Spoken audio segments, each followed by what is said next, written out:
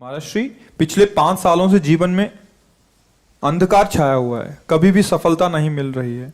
जीवन में आगे क्या करूं क्या ना करूं समझ नहीं आ रहा। सफलता किसे माना है आपने? महाराज जी, श्री जी मैं पढ़ाई पूरी की और मैंने श्री जी से कहा कि मैं अब क्या करूं। तो उन्होंने मुझे कुछ संकेत दिए थे कि आप सरकारी में जाइए और प्रभु की सेवा करिए। फिर सफलता नहीं मिल रही उसमें एग्ज़ाम में, और अब है। आप हमारी बात समझिए। आपको श्री जी ने संकेत किया और आप सफलता नहीं प्राप्त कर, दोनों बातें झूठी है ना। दोनों बातें झूठी हैं। आप सत्य को स्वीकार कीजिए। श्री जी के संकेत को आप जानने लगे। आप श्री जी के संकेत तो तभी जब आप उनकी मन की बात जान लेना, तो आप कितने बड़े सिद्ध हो गए। और फिर सफलता किसकी चाहते हो? प्रकृति जन्य की। आप श्री जी के संकेत को जान जाओगे तो श्री जी के प्रेम की सफलता चाहोगे, लोकवत नहीं। और ये लोक की सफलता, सुनो पहले, प्रारब्ध के अधीन है। इसकी सफलता के लिए श्री जी से प्रार्थना मत करो। हमारी बात समझना। विद्यारण्य जी एक बहुत बड़े महापुरुष हुए हैं। उन्होंने अपने माता पिता को सुखी करने के लिए, धन प्राप्ति के लिए गायत्री अनुष्ठान किया। ब्राह्मण कुल में जन्म हुआ था। एक पुरस्चरण 24 लाख गायत्रिक होता है। उन्होंने एक पुरस्चरण किया, 2 पुरस्चरण किया, एक बार भी कोई धन की प्राप्ति नहीं हुई। आखिरी में उन्होंने संन्यास लिया। जीव संन्यास लिया, माता गायत्री प्रकट हो गई। उनका अब इंद्रासन भी मांगो तो आपका, तो बोले अब क्या जरूरत है, अब तो वैरागी हो गया, विरक्त हो गया। माता पिता भी पधार गए, उनकी सेवा के लिए अर्थ चाहना।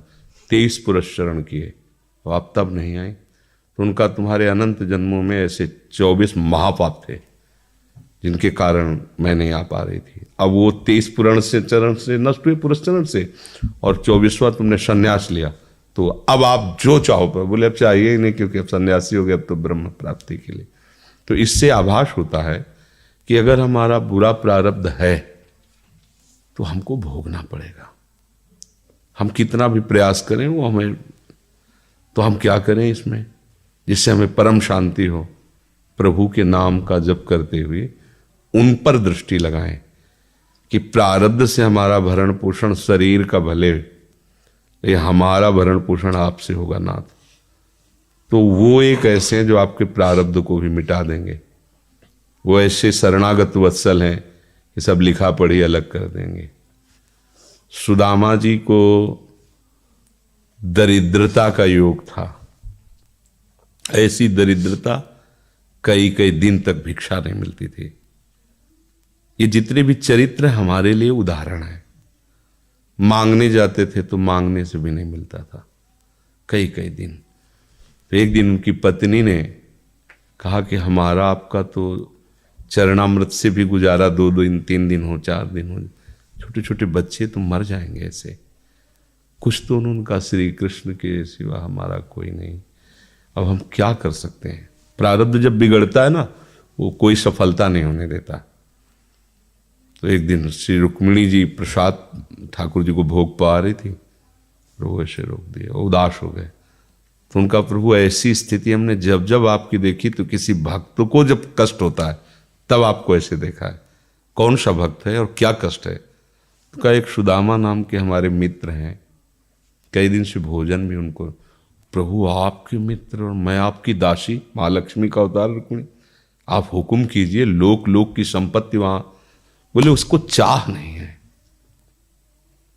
हमारे मित्र को चाह नहीं है, और चाह ना होने पर हम विवश हैं। अगर वो चाह कर ले तो सारी व्यवस्था हो जाए। बोले पैदा करो जाके चाह।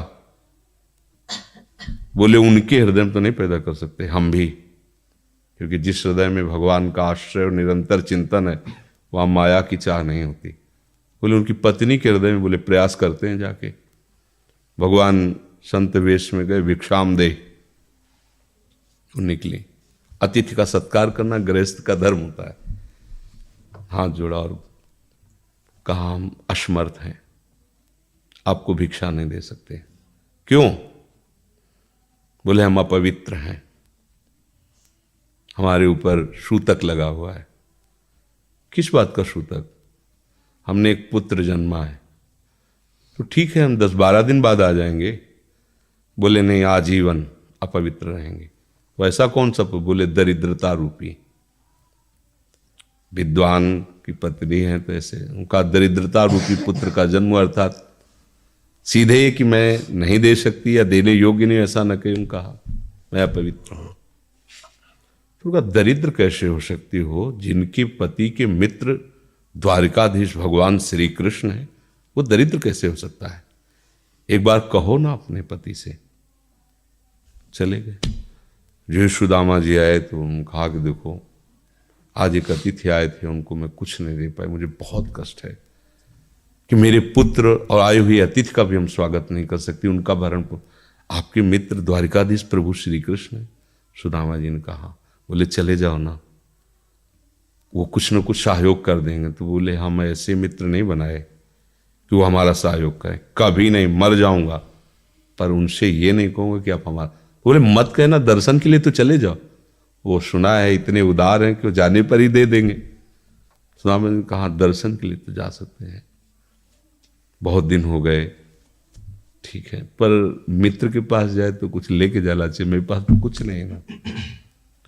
पड़ोस में जैसे किसी से मांगने गई तो, अरे समय जब बिगड़ता कोई नहीं होता साथ। एक ने थोड़ी उदारता दिखाई तो चावल पछोरने पर जो आगे कणका होते चावल के, जो प्राय वो लिए सुदामा जी ने कहा हमारे प्रभु भाव के मुख है, कुछ ले जाएंगे, खाली हाथ तो नहीं है। पोट्री में सारांश में बता रहे हैं, द्वारपालों ने देखा कि हड्डी हड्डी शरीर में कई जगह से फटे वस्त्र, बेवाई फटी हुई, मतलब दिखाई दे रहा था दरिद्रता की मूर्ति है ये। तो उनका किससे मिलना है तुमको? तो उनका श्री कृष्ण से। बोले संभाल के बोलो, क्योंकि पार्षद है, अनंत कोट ब्रह्मांडों के नायक प्रभु के ऐसे बोले कोई श्री कृष्ण, कोई ऐसे गली आए उनका जाके तो तुम बोलो ना, श्री कृष्ण से जाके कह दो कि एक सुदामा नाम के ब्राह्मण आए हुए हैं। पार्षद गए, प्रभु बड़ा अजीब आदमी है, आपका नाम बिना किसी सभ्यता के ले रहा है। वो कह रहा श्री कृष्ण से कह, सुदामा कूद पड़े, भगवान दौड़े। वो पार्षद, वो सब की ब्रह्मा जी शंकर जी आते हैं तो वहां खड़े रहते हैं घंटों, भगवान ऐसे भागे जाके। सुदामा जी को पता था ना, हमारे रुक्मिणी जी के महल में रुक्मिणी जी के पलंग पर बैठाते हैं, स्वयं चरण पखारते हैं सब। अब ये वैभव, क्या हालचाल है, कैसे हो? प्रभु आप सब जानते हो, आपकी बड़ी कृपा है। तो ब्याह हो गया, हाँ ब्याह भी हो गए, बच्चे भी हो गए। हमारे पास आए हो तो कुछ तो लाए ही होगे। अब वो सड़े से कपड़े में चावल, कैसे बड़ी बड़ी वो वैभव, महारानियां सब भगवान का। चुप ऐसे बोले, देखो फिर चूक कर रहे हो, हमारे हिस्से की चोरी पहले की थी और फिर चूक कर रहे हो। और उन्हें हिम्मत नहीं पड़ रही थी, इतने महामहिम प्रभु को कैसे हो तंदुल। भगवान ने ऐसे छीला, ओहो आज तक मुझे ऐसा स्वाद नहीं मिला। भगवान बड़ाई कर रहे, देखो रुक्मिणी जी की आंखों में आंसू आ गया उधर से। भगवान पकड़ लिया हाथ, बस प्रभु हम आपके सिवा नहीं रह सकती हो। भगवान तो सुदामा जी का स्वागत समान को दिन अच्छे कपड़े पहनाए। जब चलने लगे ना तो भगवान की तरफ वो देखते, मतलब कामना नहीं पर कि देखा पत्नी कह रही थी जाओगे कुछ न कुछ, चले प्रभु, हाँ ठीक, इधर से ऐसे चले जाना, हाथ भी खाली। प्रभु ने कहा देखो ये कपड़े जो है ना महंगे हैं, रास्ते में तुम्हें चोर बदमाश, तुम अपनी पोशाक पहने इनको उतार दो। बोले बड़ी कृपा, कपड़े भी उतार दिए और रास्ते में सोचे देखो निगेटिवली सोच रहे, मेरे श्री कृष्ण मुझे कितना प्यार करते हैं। उन्होंने इसीलिए नहीं दिया कि ये दरिद्र कहीं संपत्ति पाकर मतवाला होकर मुझे भूल न जाए, मुझे कितना प्यार करते हैं। प्रभु के प्यार में मगन होकर सुदामापुरी खड़ी जैसे द्वारिका। तो उनको भ्रम हुआ कि मुझे लगता है चलते चलते मैं पुनः द्वारिका आ गया। तो वहां पूछ रहे हैं कि ये किसका है।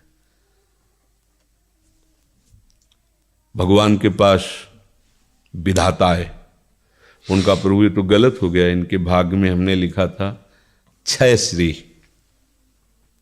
ऐश्वर्य का नाश, जीवन में नहीं ऐश्वर्य, क्षय श्री।